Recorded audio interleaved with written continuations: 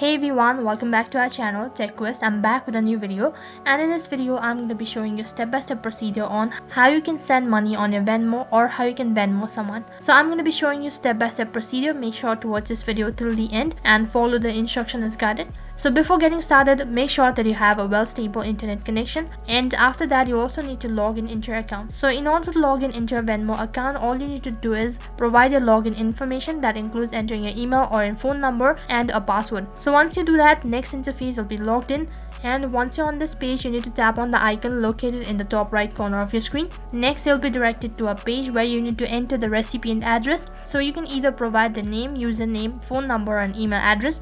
And after you're done entering the recipient address, after that you need to enter the amount that you want to send, and after you're done entering the amount you can even write a note for them. And once you're done entering the amount, tap on pay, which is right at the bottom, and then once again you'll have a confirmation, so make sure to go through it, and then if you're sure about it, tap on submit, and then you've successfully sent money on your Venmo. So that is how you can Venmo someone. That is all for this video. I hope the video was helpful. Make sure to like, share and subscribe to our channel.